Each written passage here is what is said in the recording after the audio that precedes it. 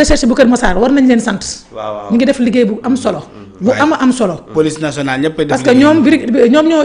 groupe dafa lànk rek xaaral ma ñëw groupe xaaral ma wax la fi ma teg sama tànk rek. parce que brigade groupe ñoom Binta mécanicien bi. brigade de recherche bu Kër Massar ñoo leen jàppoon. secteur boobu laa dëkkee. maanaam foofu ñiy def nday ñaawtee fii parce que foofu léegi xam nga bu njëkk ba da nga daan dem ay almadi yenn cité yi nga xam ne dafa wéet fa la gaa yi doon defee yenn yi. léegi dafa bëri ay cité yoo xam ne dafa féete côté boobu dafa fare côté boobu. brigade de recherche bu Kër Massar dañu ñu ngi def lu am solo parce que ñoom Binta mécanicien seen groupe boobu bu ñu fi amee ay problème ñoom ñoo leen jàppoon ñoo leen tegoon loxo. bii tamit bu démb bi ñu ngi wax ne brigade de recherche mu ne la brigade de recherche de la compagnie de Kër Massar a démantelé un réseau de 12 personnes présumées impliquées dans des pratiques homosexuelles dont 8 vivant avec le VIH loolu nag di lu garaaw. waaw mais xam nga gars yi dañuy def benn confusion tam ci brigade de recherche bi. mais du gendarmerie ba la de. waaw mooy bi nekk wetu. waaw boobu la waaw. yaa ngi dégg mu ne selon les résultats des récents rapports médicaux selon les informations exclusives le Seneweb les enquêteurs ont découvert des audios compromettants contre Pape Cheikh Diallo et Djibi Dramé lors de l'exploitation des téléphones portables saisis. Confronté aux éléments de l'enquête, lors de son premier interrogatoire, l'animateur présentateur de la télévision a reconnu sans jambage les faits. mu ne fii nag laa amee lu ma metti mu ne je le fais indépendamment de ma volonté parce que c'est une habitude chez moi. mais loolu est-ce que waa gendarmerie ko bind. waaw Seneweb selon Seneweb. oui c'est les journalistes. waaw xam nga enquête yooyu des fois ñu wax loolu loo waxul quoi ñu tee ci rek. xaaral ma ñëw rek parce que li Seneweb wax rek man la bind ci loolu la te Mor Mbaye Cissé wax ko journaliste bu nekk Seneweb mu ne d'après l'enquête de la gendarmerie nationale interrogé sur l'identité de ses partenaires il aurait refusé de communiquer des noms. Toutefois le chanteur Djibi Dramé aurait confié aux enquêteurs avoir connaissance du couple entre Pape Cheikh Diallo et Doudou Lamine Dieng, employé du secteur bancaire selon des sources de Seneweb. mu ne vers la conduite des suspects au parquet poursuivi pour association de malfaiteurs acte contre nature avec transmission volontaire du VIH/SIDA par rapport sexuel non protégé et mise en danger de la vie d'autrui. Les 12 suspects devraient être présentés ce lundi au procureur Saliou Dicko, chef du parquet de Pikine Guédiawaye sauf changement de programme lii Mor Mbaye Cissé bu Seneweb moom moo ko bind ci moom la ñuy sukkandiku. mais dama yeewu démb ñu ne jàpp nañ Pape Cheikh Diallo. toogaat tuuti ñu ne jàpp nañ ki nga xam ne moom mooy Djibi Dramé ñu ne ki nga xam ne moom mooy Doudou Lamine Dieng moom moo joxe seeni tur muy loo xam ne nag vraiment tey ak nguur gi nga xam ne moom mooy bu Pastef ak li nga xam ne moom mooy sàmm jikko yi maanaam kuréel yu bëri yi nga xam ne xew na fii ci Sénégal démb maa ngi seetaan ki nga xam ne moom mooy kii sànq maa ngi koy wax ak yow ci oto bi. Mame Matar Gueye mu naan bu kenn asphyxier affaire yi. tey réew mu mel ne Sénégal di réewum jullit 98% musulman ñu xëy un bon jour tey lu mel ni am ñu ne jàpp nañ 12 personnes te am nañ ñeneen ñoo xam ne tamit ñu ngi leen di topp amaguñu information yi mais dañ leen di tudd ci wàllum góor jigéen fàllu yow loolu boo koy dégg. waaw mais c'est vrai que Mame Matar Gueye fi muy waxee mooy. bu ñu étouffer affaire yi. nañu transparent ci li nga xam ni moo xew. d'accord parce que dañ nekk ci réew moo xam ni c'est vrai que nit ñi seen dayoo tolloowul ku ci nekk am na benn standing boo am. mais genre mbir yu demee nii nga xam ni daanaka mën nañ ni catastrophe naturelle la. lii dafa doy waar parce que dañ ciy tudd benn maanaam VIH/SIDA lañ ciy tudd. ci ay ñan ay xale yoo xam ni vraiment ay mineurs lañ. 20 ans ñi ci gën a ndaw jëm 25 ans jëm ci kaw. donc kon ñooñu. ils sont matures quoi. ils sont mais ay xale lañ. ay xale lañ mais ils sont matures mais xam nga fan la affaire bi grave. Sénégal il faut que ñu waxante dëgg. Sénégal xaalis a ko yàq. te ci couche yëpp la. ci parents yi la. ci état bi la.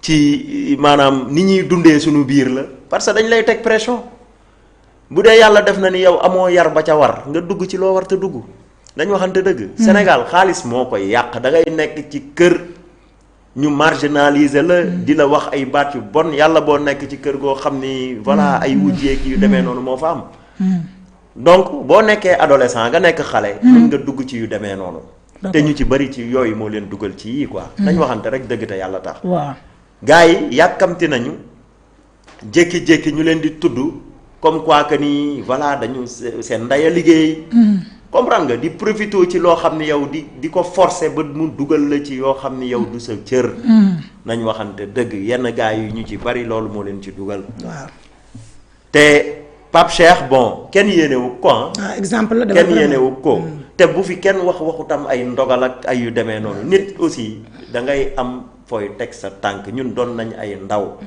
ñoo ko jiitu ci affaire yi doon ay ndaw tentative bu nekk gis nañ ko surtout nga boo nekkee ci surtout yenn âge yi 19 ans jëm 25 ans tentative bu nekk ngay gis mais bu la yàlla dimbalee nga am yar tuuti xam nga am looy jomm am looy bañ xaalis bañ la jiital mën nga bañ a dugg ci yenn yi d'accord lii moo fi nekk dañ koy gis da ngay nekk ak say moroom am ñoo xam ne dañuy dugg ci ay détails yoo xam ne tey dañuy wax ci affaire u ñaari tur yi mais am na ñoo xam ci affaire u drogue affaire yeneen dañuy dugg ku nekk ak ci len li ngay dugg quoi te gis nañ léegi la jeunesse sénégalaise xaalis bu gaaw dañ ko bëgg d'accord te loolu yamul rek ci wàllu sax ay drogue ak ay mbirum homosexuel ak yu demee noonu dafa dem ba ci politique bi boo gisee tey suñu réew mel ni mu mel désorienté wu ci lu baree bari politiciens yi yor seen xaalis xam ni xaalis bi ñu yor mën nañ ku ñu bëgg napp xëcc mën nañ la xëcc tey boo xoolee moo tax ñu bëri duñu wax dëgg ñu bëri ban taxawaay la ñuy taxawaayu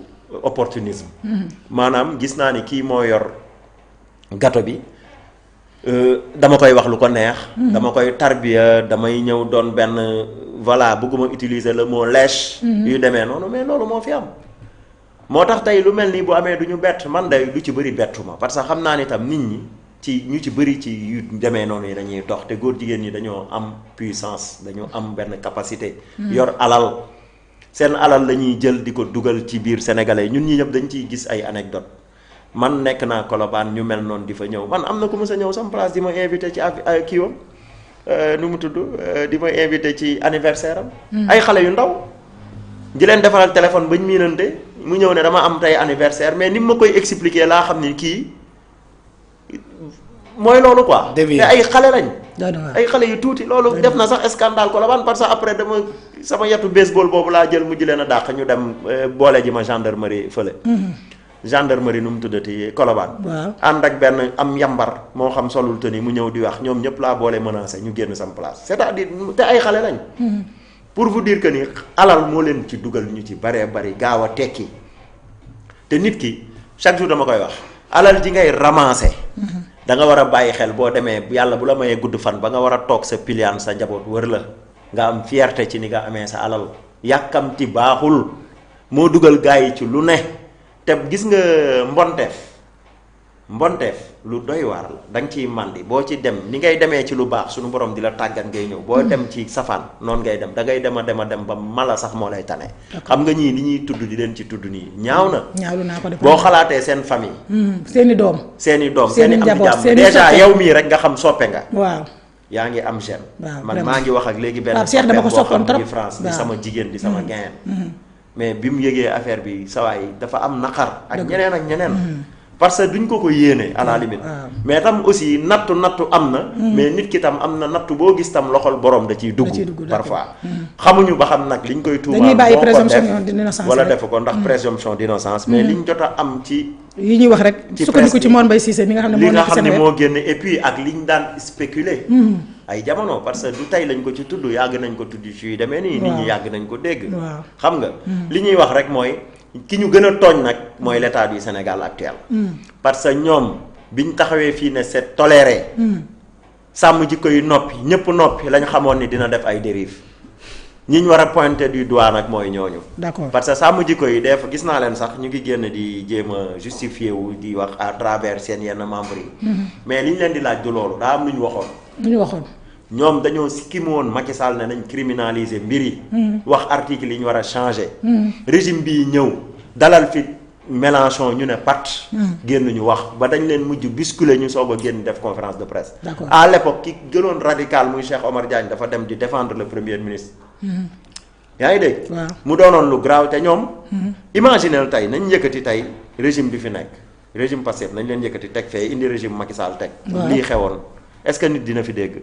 sàmm jikko yi amuñu lu ñu wax parce que bërki démb bi fi ndaw soo su jugee France ñëw dem ci immeuble bi daanu bi Abdou Karim wootee marche ñoom ñëwuñu fa. mënoon nañ def seen kuréel encourager li Karim wax ñëw fa taxaw c'est-à-dire que ñi leen di pointer du doigt am na fuñ ko teg. d'accord. yow góor jigéen nga doon xeex ne nañ ko criminaliser. waaw régime bu bees ñëw te dañ ne woon seen première maanaam bi ñu leen joxee assemblée. seen première acte bi ñuy posé mooy criminaliser homosexuel. waaw mais ñu ñëw defuñu ko am ñu taxaw ne leen hey gor sa wax ja sàmm jikko yi daw génn ba pare bëgg ñu xam loo ni ñun xam nañ ni seen biir am nañu intègre. seen biir am na ñoo xam sax affaire bi gêné na leen. mais dafa am benn maanaam dafa am sen dafa am benn commission boo xam ni ñoom ñooy maanaam coordination bi. ñoom ñooy orienté affaire yi parce que am nañ ay membres simples yoo xam xëy na sax ànduñu ci doxalinu coordination bi. d'accord mais coordination bi moo waaf. ñu demati. di indigné wu ci loolu ne leen ñii ñoo ko diggee woon nañ ko def. benn góor jigéen ñëw fi immeuble bi daanu suñu borom wan ñu ak ay bëtam. xam nga li may wax ni parce que yàlla da leen di àtteeg régime mu Macky Sall di leen àtteeg sénégalais yi. loolu am fi te mosu fee xew ñu ne góor jigéen bi immeuble bu mu nekkoon moo daanu Abdou Karim Gueye ak waa seen coalition bi. ak yéen NFA ñoom Jibi Ndiaye ñii. waaw yow jour boobu sax la ñuy njëkk daje. xam nga woote manifestation Cheikh Omar Diagne. ma interpellé ko ci mu naan am maanaam ku nekk ak façon booy indi ñëwoo ku nekk am nga façon booy maanaam booy indi ñëwoo san xar quoi. te moom moo daan jiit ci manifestation yi. d'accord sàmm jikko yi ñoo daan jiitu foofu. moo tax tey bu ñu leen joxoñee dañ leen war a joxoñ parce que seen taxawaay du taxawaay wii lañ taxawoon devant Macky Sall. du dëgg. waaw c'est-à-dire il faut que ñoom it ñu comprendre li tax nit ñi di dal seen kaw parce que dañoo may régime bii luñ mayuloon Macky Sall moo tax nit ñi njort ni ñoom ak régime bi dañ nekkoon. di politique en connivence dañ doon politique pour jëlee fi Macky Sall. d'accord te loolu duñ ko weddi parce que am na seen i membres yoo xam dañ doon politique c'est la réalité. seen biir doon politique ànd ak nguur gii fi nekk la preuve am na ñuñ ci nommé n'est-ce pas. donc pour man booy xeexal diine moo tax ñu génn naan leen yéen xeexalu leen diine léegi nag. yooyu yëpp xew na fi ba lii xewaat fi ñu ngi leen di déglu. parce que mbir mi li koy saafara mooy c'est pas toléré au Sénégal. dañ ko war a criminaliser. benn yoon mu jeex. te li ci gën a doy waar mooy tey virus boobu noonu. waaw di propagé wu. mais foofu la danger bi gën a nekk. moo tax la jeunesse sénégalaise def leen ndànk alal jarul yenn yi. alal jarul yenn yi mën nga ko am ay at di ci glorifié wu xëy benn jour suñu borom weer la dootoo jar dara ci àddina. lan moo ko fi jar. dara jaru ko fi sa yaay ji nga doon bégal. di ko takkal ay or di ko yóbbu Màkka fu ne nga teg ko fa tey amul gàcce bu dee lii c'est avéré. dañ leen waxante dëgg. moo tax nit ñi nañ xoolaat li ñuy def. alal jarul yenn yi. nit ñi nañ garder seen dignité. te xam ni gémmiñ bu yàlla sàkk. li ci war a dem moo la ko warlul yow sabablul rek. bu waree ñëw dina ñëw dignité dafa manqué ci réew mi te moo indi problème yi yëpp. jërëjëf Fallou Cheikh Tidiane Kandé dégg nga li ma wax sànq ci Pape Cheikh Diallo Djiby Dramé ñi ngi wax ne mi ngi naan j'ai été victime d'abus sexuels durant mon enfance bu ñu sukkandikoo ci Seneweb ci li nga xam ne moom mooy primu Mor Mbaye Cissé mu ne cité par Mamadou Gningue comme étant son amant le chanteur Djiby Dramé a été arrêté par la gendarmerie de la brigade de recherche de la compagnie de Keur Massar. L'exploitation de son téléphone s'est soldée par la découverte d'éléments compromettants ayant permis l'interpellation de Doudou Lamine Dieng. Dénonciateur de l'animateur de Pape Cheikh Diallo, confronté aux faits, l'artiste Djiby Dramé serait passé aux aveux pour justifier son acte. Le chanteur âgé de 44 ans aurait confié aux enquêteurs avoir été victime d'abus sexuels durant son enfance selon des informations exclusives de Seneweb.